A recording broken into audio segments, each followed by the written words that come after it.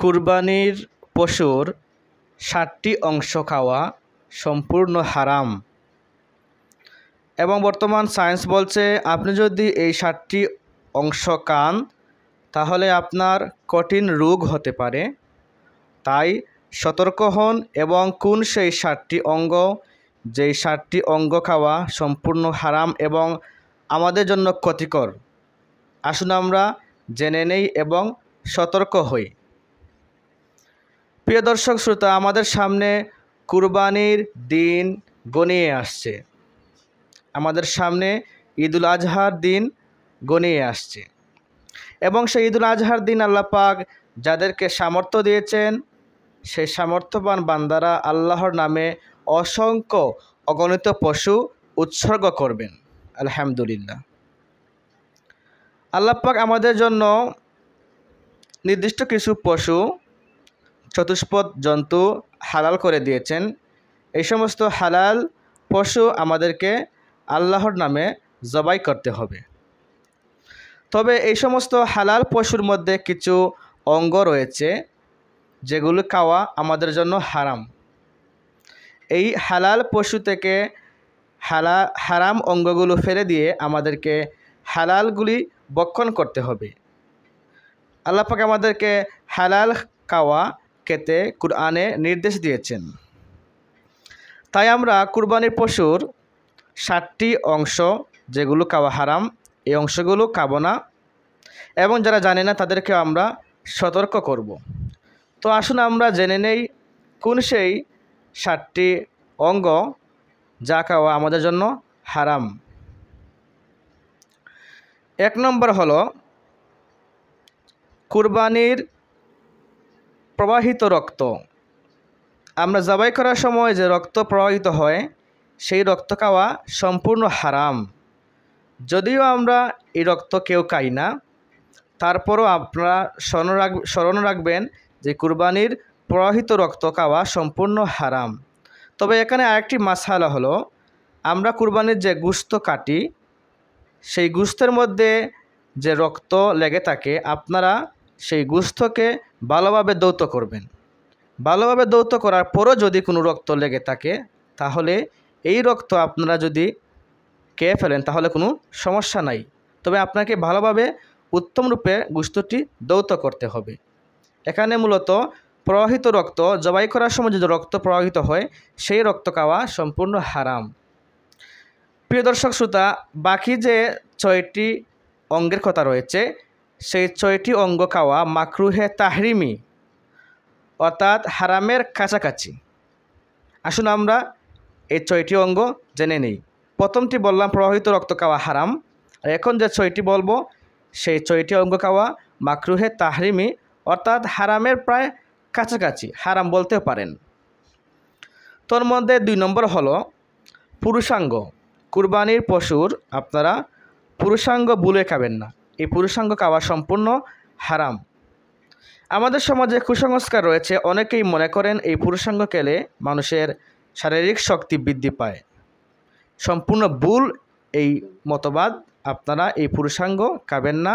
খেলে আপনাদের কঠিন রোগ হবে, গুনাহ হতে হবে। ৩ নম্বর হচ্ছে কুরবানির পশুর স্ত্রীলিঙ্গ। কুরবানির পশুর স্ত্রীলিঙ্গ আপনারা ফেলে দেবেন, এটি ভুলেও খাবেন না। যদি খান গুনাহগার হবেন এবং রোগও হতে পারে। ৪ নম্বর হলো কুরবানির পশুর অন্ডকোষ।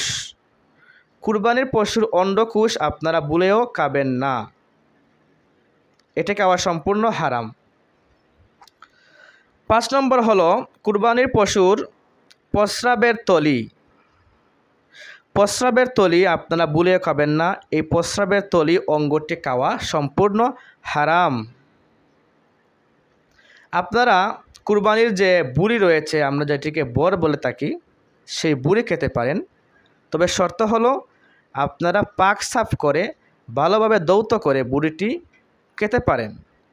তবে এখানে আপনারা প্রস্রাবের তলি, কুরবানির পশুর প্রস্রাব যে স্থানে জমে থাকে সেই তলিটি আপনারা বের করে ফেলে দিবেন, এটি ভুলেও খাবেন না। ৬ নম্বর হচ্ছে কুরবানির পশুর পিত্তথলি। এই পিত্তথলিটি আপনারা ফেলে দেবেন, কুরবানির পশুর পিত্তথলিটি ভুলেও খাবেন না। আমাদের মধ্যে অনেকে আছেন অজ্ঞাতবশত কারণে অনেকে খেয়ে ফেলেন। আমরা সতর্ক হব এবং যারা জানে না তাদেরকেও আমরা সতর্ক করব, তারা যেন কুরবানির এই সমস্ত অঙ্গগুলো না খায়। 6 নম্বর হলো পিত্তথলি। পিত্তথলিটি আপনারা খাবেন না। 7 নম্বর যে অংশ খাওয়া হারাম সেটি হলো কুরবানির পশুর গোশতের নিচে চামড়ার উপরে গুটি গুটি ছোটো ছোটো একটি অঙ্গ থাকে, সেই অঙ্গটি আপনারা ভুলেও খাবেন না।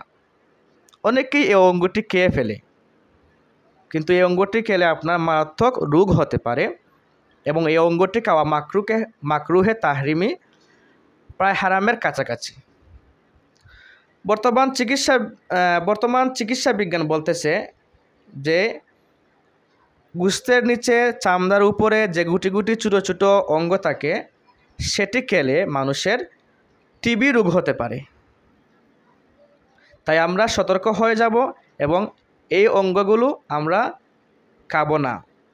প্রিয় দর্শক, আমি আবারও বলছি যে 7টি অঙ্গ খাওয়া হারাম, আপনারা ভালো করে স্মরণ রাখবেন এবং এগুলো খাওয়া থেকে নিজেকে দূরে রাখবেন এবং যারা জানেন না তাদেরকে জানিয়ে দেবেন। তো আসুন আমরা আবারও জেনে নেই কোন সেই 7টি অঙ্গ। 1 নম্বর হচ্ছে কুরবানির প্রবাহিত রক্ত। 2 নম্বর হচ্ছে কুরবানির পুরুষাঙ্গ। 3 নম্বর হচ্ছে কুরবানির পশুর স্ত্রীলিঙ্গ। 4 নম্বর হচ্ছে কুরবানির পশুর অন্ডকোষ। 5 নম্বর হচ্ছে কুরবানির পশুর প্রস্রাবের তলি। 6 নম্বর হচ্ছে কুরবানির পশুর পিত্তথলি। 7 নম্বর হচ্ছে কুরবানির পশুর চামড়ার উপরে গোশতের নিচে যে ছোটো ছোটো গুটি গুটি একটি অঙ্গ থাকে সেটি খাওয়া যাবে না। তো প্রিয় দর্শক শ্রোতা, আমাদের সামনে কুরবানির দিন, সময় খুব কম। আমাদের মধ্যে অনেকেই প্রস্তুতি নিচ্ছেন, অনেকেই কুরবানির পশু বিক্রয় করে ফেলছেন। আল্লাহ পাক যাদেরকে তৌফিক দিয়েছেন তারা যেন সঠিকভাবে আল্লাহর উদ্দেশ্যে সহি নিয়তে কুরবানি করতে পারে, আমরা সেই দোয়া করি। এবং যাদের তৌফিক নাই, আল্লাহ পাক যেন তাদেরকে তৌফিক দিয়ে দেন, আমরা সেটিও দোয়া করি। তো কুরবানির মাধ্যমে মহান আল্লাহ তাআলার নৈকট্য হাসিল করা যায়, তবে শর্ত হলো আপনাকে আপনার নিয়ত পরিশুদ্ধ করতে হবে। আপনি যদি নিয়ত পরিশুদ্ধ না করেন, আপনার যদি নিয়ত থাকে লোক দেখানো বা আপনার নিয়ত থাকে গোশত খাওয়া, তাহলে কিন্তু কুরবানি গ্রহণযোগ্য হবে না। আপনার উদ্দেশ্য থাকতে হবে একমাত্র আল্লাহর সন্তুষ্টি। মনে রাখবেন, আল্লাহ পাক বলেছেন আমরা যে কুরবানি করি সেই কুরবানির গোশত, রক্ত, মাংস কোনো কিছুই আল্লাহর নিকট পৌঁছে না, শুধুমাত্র একটি জিনিস ছাড়া। একটি জিনিস আল্লাহর নিকট পৌঁছে, আর সেটি হলো তাকওয়া। তাকওয়া কি? তাকওয়া হলো আল্লাহভীতি, খুদাভীতি, আল্লাহর ভয়, আল্লাহর ভালোবাসা, আল্লাহর সন্তুষ্টি। এই একটি জিনিস আল্লাহর নিকট পৌঁছে, তাছাড়া কোনো কিছুই আল্লাহর নিকট পৌঁছে না। প্রিয় দর্শক শ্রোতা, আমরা যেন আল্লাহর সন্তুষ্টির জন্য আমাদের চতুষ্প জন্তুকে উৎসর্গ করতে পারি। আল্লাহ পাক আমাদের সেই তৌফিক দান করুন। আমিন। আসসালামু আলাইকুম ওয়া রাহমাতুল্লাহ।